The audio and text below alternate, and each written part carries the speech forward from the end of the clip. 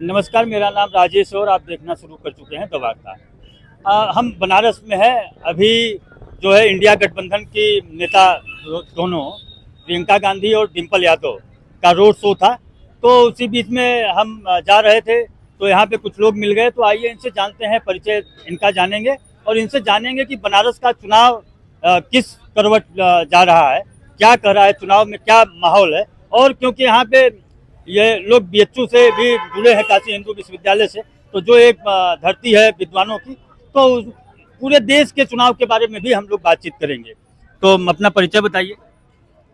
जी, मैं गणेश शंकर चतुर्वेदी, प्रदेश सचिव राष्ट्रीय लोकदल उत्तर प्रदेश।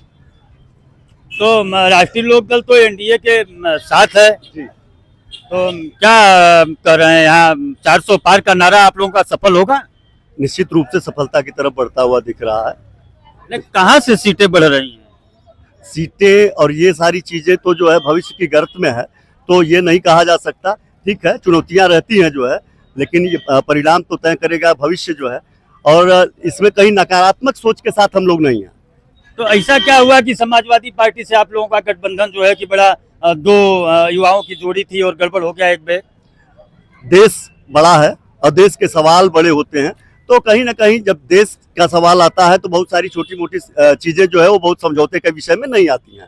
तो उसी अंदाज में जो है ये समझौता हुआ है। दोनों ही युवा हैं और हमारे पार्टी के राष्ट्रीय अध्यक्ष जो है वो माने उनका जो आभा मंडल है, विचार है, वो बृहद है।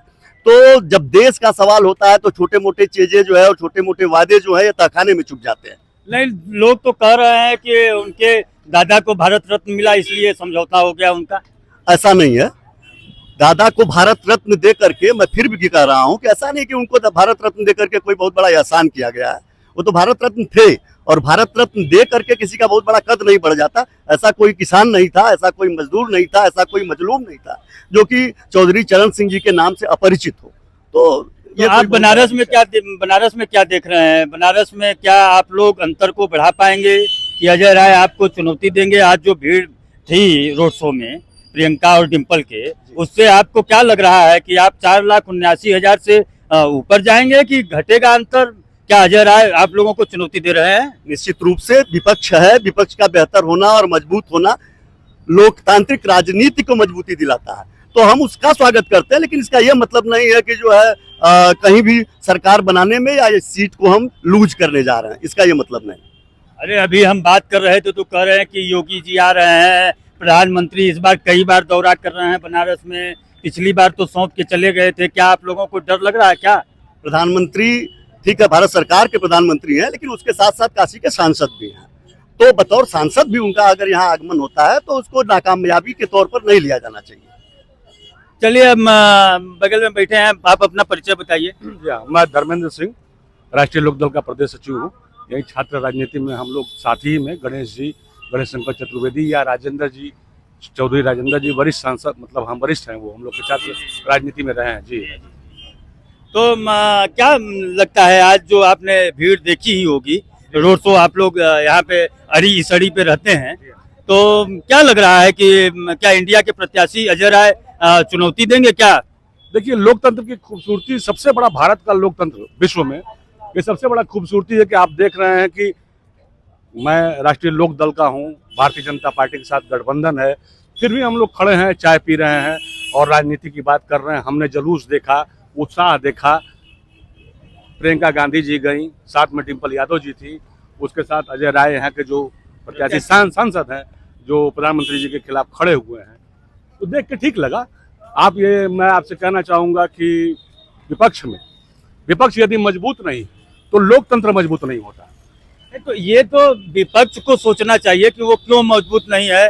क्या विपक्ष जो है कि मुद्दे की कमी है क्या विपक्ष के पास? विपक्ष के पास मैं मुद्दों की कमी नहीं कहूँगा। अगर साफ कोई दिल से मेरे से पूछना चाहेंगे तो मैं कहूँगा कि दोनों पार्टियों में अब पुराने वैचारिकी के नेता नहीं रहे। समाजवाद अपने आप में एक धुरी है, समाजवाद अपने आप में एक चरित्र है, समाजवाद अपने आप में एक जीना है, और समाजवादी नेता अब वो नहीं रहे। ये कमियां खल रही हैं। कांग्रेस में भी बहुत बड़े बड़े नेता रहे हैं, अब वो भी नहीं रहे। और इस मामले में Bharatiya Janata party first race कर निश्चित रूप से मैं कहूंगा। तो क्या लोक दल के साथ गठबंधन बना के आप लोग यूपी की 80 सीटें जीत लेंगे? अब देखिए, मैं राष्ट्रीय लोक दल का हूं, इसलिए मैं जब भी बोलूंगा तो अपनी पार्टी से बोलूंगा। पार्टी लाइन होगी हमारा, क्योंकि हम सभी काशी हिंदू विश्वविद्यालय से जुड़े हैं और कहीं ना कहीं हम लोग बड़ा साफ दृष्टिकोण रख के चलते हैं कि अगर हम कहीं हैं तो वहां से मेरा विरोध नहीं। लेकिन इसका मतलब ये नहीं कि मैं विपक्ष को भी सम्मान न दूं, मान न दूं। इस तौर पर हम चाहेंगे कि हमारी सीटें हों, लेकिन विपक्ष की भी मैंने आपसे बार बार कहा राजेश जी कि मजबूत चाहिए। नहीं, वो ठीक बात है कि विपक्ष मजबूत चाहिए। आज जो है 6वें चरण का मतदान था, इसी के पहले जो है कांग्रेस के साथ यात्रा में राहुल गांधी के योगेंद्र यादव चल रहे थे। उन्होंने ट्वीट करके जो है कि आंकड़ा दे दिया है कि भाजपा जो है 260 से 65 सीटें जो है अकेले ला रही है। क्या जो है कि इंडिया गठबंधन हार मान चुका है क्या आप लोगों के साथ? नहीं, ऐसा नहीं है। देखिए, योगेंद्र यादव जी या अखिलेश जी या खड़गे जी, कांग्रेस के जो अध्यक्ष हैं, वरिष्ठ हैं, उम्र में हैं, और राहुल गांधी जी ने भी ये सीटें दी हैं जो 200 के अंदर में आती हैं। योगेंद्र यादव जी को भी मैं जानता हूं, राजनीति में है और कब से आए हैं उनको मैं बखूबी जानता हूं, उनके डाटा को। तो ऐसा नहीं है। मैं इस पर कहना चाहूंगा कि हम इस पे भारतीय जनता पार्टी के जो गणना है उसके साथ खड़ा। 400 पार के साथ खड़ा नहीं, 400 पार के बाद तो मान लीजिए अगर है ऐसा, तो अब कितना आता है ये तो आप लोकतंत्र उत्सव में हमारे मतदाता तय करेंगे। नेता, आपका आकलन क्या है? आप भी पार्टी के वर्कर के नाते कहते हैं क्या 400 पार जो है एनडीए अच्छा प्रदर्शन रहेगा और निश्चित रूप से उत्तर प्रदेश के साथ साथ जो चमत्कारी परिणाम हमें जो मेरा व्यक्तिगत आकलन है वो दक्षिण भारत से होगा। चमत्कारिक परिणाम इस बार आप लोग दक्षिण भारत में लेके आएंगे। पूर्वांचल में क्या स्थिति रहेगी?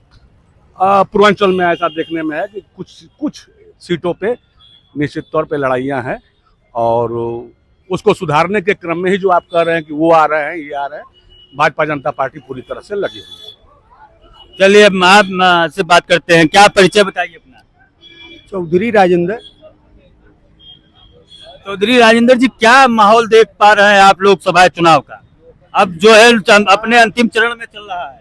अरे अंतिम चरण में है, चुनाव होते रहे हैं और चुनाव होंगे, वो तो माने वो अलग है। लोग जिस तरीके से घूम रहे हैं, पूरे देश की स्थिति को समझ रहे हैं, वो आप ज्यादा इसकी नजरिया रख सकते हैं। ये चुनाव माने एक ऐसे समय में हो रहा है, अमृत काल खंड में, जिसमें जनता लड़ रही है और जनता क्यों लड़ रही है, कैसे लड़ रही है, ये उसके भी समझ में नहीं है। तो हमको लगता है ये 1942 में जब कांग्रेस ने नारा जब दे दिया करो और मरो, तो ये उसी तरीके का है। इसकी दृष्टि वैसे ही है, अभी अस्पष्ट है सारी चीजें। अरे आप कह रहे हैं अस्पष्ट है। अभी 3 विधानसभा का राज्यों का चुनाव हुआ। दिल्ली की मीडिया और इसी तरह के विचारक जो है कह रहे थे कि केवल राजस्थान में थोड़ी भाजपा की लड़ाई है, 2 प्रदेश खो देंगे। आपने भी अड़ियों पे देखा, लेकिन भाजपा का क्या पता नहीं मैनेजमेंट है और तीनों का तीनों प्रदेश मार ले गई। मैनेजमेंट होना और बाकी चीज करना, जैसे कल अभी परसों करण थापर ने प्रशांत किशोर को ले लिया, तो बहुत सारी चीजें खुल गई। इसके पीछे जो मीडिया मैनेजमेंट के बड़े बड़े लोग हैं वो लगते हैं, लेकिन मीडिया मैनेजमेंट से भी ये बाकी चीजें नहीं समझ में आ रही। और जिस तरीके से 1942 में हुआ, सीधे सीधे बताइए कि क्या इंडिया गठबंधन सरकार बनाएगी? इंडिया गठबंधन और बाकी चीजों पर नहीं जा रहा हूँ, कौन बनाएगा कौन तोड़ेगा वो उसका भी। अरे आप कह रहे हैं कि जो है जनता चुनाव लड़ रही है, तो किसके पक्ष में लड़ रही है? वो उसके सवाल को हल करेगी। ये सवाल बड़े अपने मनोवैज्ञानिक तरीके से होने जा रहे हैं। अरे किसके पक्ष में लड़ रही है? किसकी सरकार लाएगी? आप ये जिस भीड़ को देख करके आ रहे हैं उसके बनस्पति हमसे बात कर रहे हैं। जी जी। न मैं इंडिया गठबंधन के पक्ष में हूँ न उस पक्ष में हूँ, लेकिन लोकतंत्र देश का खतरे में है, ये आप भी जान रहे हैं, मैं भी जान रहा हूँ। नहीं, हम क्या जान रहे हैं? नहीं, बिल्कुल जान रहे हैं। जिस तरीके से पैसों का प्रभाव हुआ है राजनीति में, उससे क्या ये उबार पाएंगे? और नहीं उबार पाएंगे तो हमको लग रहा है कि ये 42 के आंदोलन की तरफ जा रहा है और देश में एक नए आंदोलन की शुरुआत होने जा रही। हो सकता है तीसरी आजादी की लड़ाई की तैयारी हो रही है। अच्छा, तीसरी आजादी की लड़ाई। क्या पैसे का कहाँ बोलबाला? पैसा तो सारे नहीं, जनता को आपने जिस तरीके से अच्छे दिन आएंगे, तो कांग्रेस से लोगों का गुस्सा था वो आपको मिल गया, फिर बहुत सारी सवालों का था उसका आपने हल नहीं दिया, तो वो लोगों का जो गुस्सा है जो नए परिवर्तन की तरफ आपको ले जाएंगे।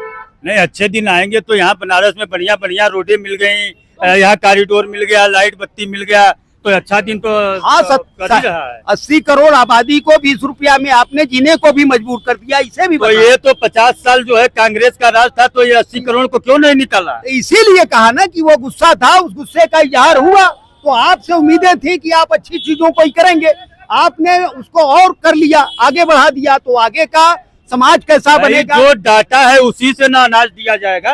नहीं, डाटा से क्या किसान न पैदा करता है कि मोदी नहीं, जाकर जो के घर- गरीब 80 करोड़ है, ये डाटा जो अरे, है डाटा से को नहीं मतलब है, इस देश को किसान ने आत्मनिर्भर किया, हाँ। और किसान को आपने कहाँ पहुँचाया, ये विषय है। और किसान इस देश की राजनीति, किसान को कहाँ पहुँचाया? 400 रुपया धान बेचते थे, आज तो छोड़िए। 2200 बेच रहे माने हैं। 4 बोरी में एक तोला सोना बना ले लेते थे, आज तो पूरा बेच देंगे तभी उनके घर का खर्चा नहीं चल सकता। अब कहाँ मैंने बात कर रहे हैं, छोड़िए इन सवालों को। जिस तरीके का विपणन और बाजार वो सब चल रहा है, उस पर चर्चा मत करिए, लेकिन एक नए बदलाव की तरफ ये देश जा रहा है।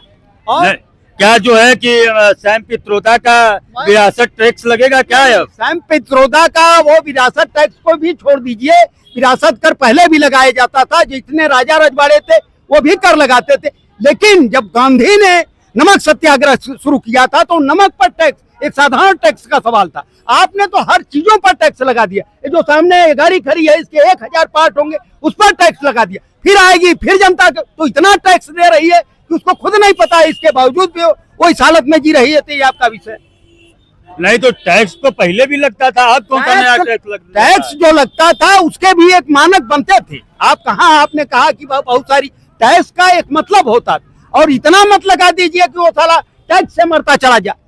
नहीं, कहाँ टैक्स ले रहा है? रोज तो गाड़ियां आंकड़ा आ रहा है कि ज्यादा गाड़ियां बिक रही हैं। तो अब जो लोग वो उसका भरमार प्रचार कर रहे हैं, तो वही आपको वोट देंगे, बाकी आपके अगेंस्ट में खड़े हैं। आपको भाई, यहाँ 4 पहिया गाड़ी बिक रही है, खूब 2 पहिया बिक रही है, पहले से ज्यादा जनता ही न खरीद रही है। हाँ हाँ, जनता नहीं खरीद रही है, वो कौन बाजार, खरीद रहा है? वो जो जब आपके पास मंदी आया था, उस मंदी को निकालने के प्रयास में थे, उसका एक प्रभाव जो आया समाज के ऊपर। अरे भाई बैठो तुम, गुजराती बनारसी ये देशा क्या है ना, कौन है गुजरात, और गुजरात को यही के लोगों ने ना पसंद किया। हाँ, आप बताइए। हाँ, ठीक है, राजेंद्र चौधरी, हाँ बोले, क्या विषय था? विषय ये था कि आप कह रहे हैं कि तमाम टैक्स करके महंगाई के बारे में आप अपरोक्ष रूप से कह रहे हैं, लेकिन गाड़ियां जो है सबसे ज्यादा बिक रही हैं। उदारीकरण जब आप ला रहे थे तो उसके प्रभाव नहीं आए थे, लेकिन जब उदारीकरण का पूरा प्रभाव आ गया और आपने गिरफ्त में ले लिया, तो ये तो होना ही था, और इसके दुष्परिणाम जो आने वाले हैं वो भी आपको दिखाई दे रहे हैं। तो नहीं, आप तो फिर एक दूसरी व्यवस्था की बात कर रहे हैं। बात जो है, जो इस समय इस कॉन्सेप्ट पे जो देश और पूरा विश्व चल रहा है, उसमें जो है तो कहाँ महंगाई है? हमने जो लोकतंत्र को अपनाया था, तो लोकतंत्र में हमारा वही विषय था, और उस विषय को छोड़ करके जब हम बड़े बड़े लोगों के बने गए, कारपोरेट घराने में चले गए, तो आपको कारपोरेट घराने चलाएं, और वो जनता जब आपको उल्टेगी तो वो जाने।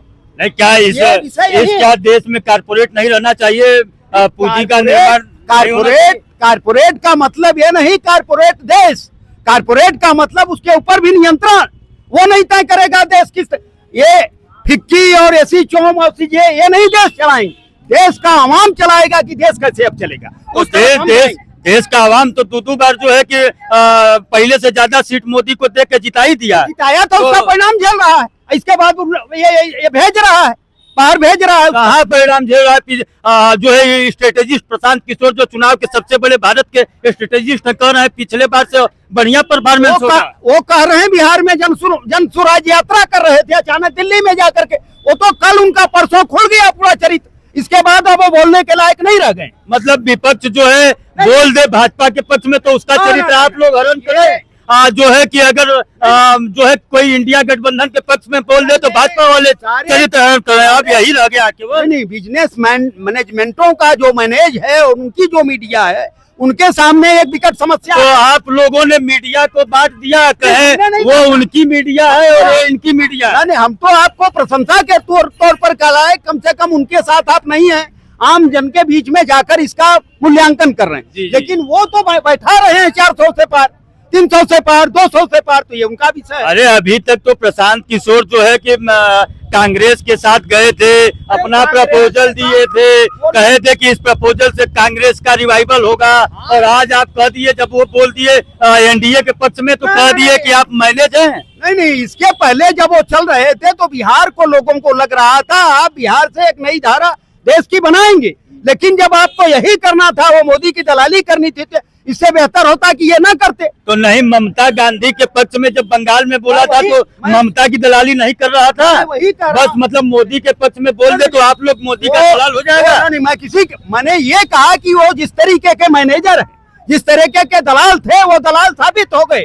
बीच में वो निकलने के प्रयास में थे, तो नहीं मैं अफ्रीका से आने के बाद एक नई धारा की तरफ जा रहा हूं। तो अभी कांग्रेस में चले जाएंगे तो जो है कि बहुत दूध के धुले हो जाएंगे। ये उनका विषय है, हमारा विषय नहीं है, लेकिन एक विद्वान आदमी होने का नाते, एक मैनेजमेंट होने के नाते उसका एक होना चाहिए था कि एक नए भारत पर नई सोच दे, और नहीं दे पाया। अगर इसी में फंसा है तो जो चुनाव का जो स्ट्रेटेजिस्ट है, जो चुनाव का आकलन करता है, जो है डाटा को जो है कलेक्ट करता है, अगर उसने जो है एक अपना बयान दिया है, तो अगर वो भाजपा के पक्ष में चल जाता है तो आप लोग कहते हैं कि वो दलाल है, और कोई अगर इंडिया गठबंधन के पक्ष में चल जाता है तो भाजपा वाले कहते हैं। ये कब तक जनता को आप लोग बरगलाएंगे? जनता को हम नहीं बरगला रहे हैं, जनता को तो आप लोग बरगला रहे हैं। जिस तरीके का आपका मीडिया मैनेजमेंट उनका रहा है, माने जिस वजह से उनको दलाल लोगों ने घोषित किया था, देखिए मैं जो बोल रहा हूँ, जिस तरीके से ममता ने माने भगा दिया, नीतीश ने भगा दिया, बाकी लोगों ने भगा दिया, कांग्रेस ने भी भगा दिया, तो आप वही गए जहां आपको जाना था।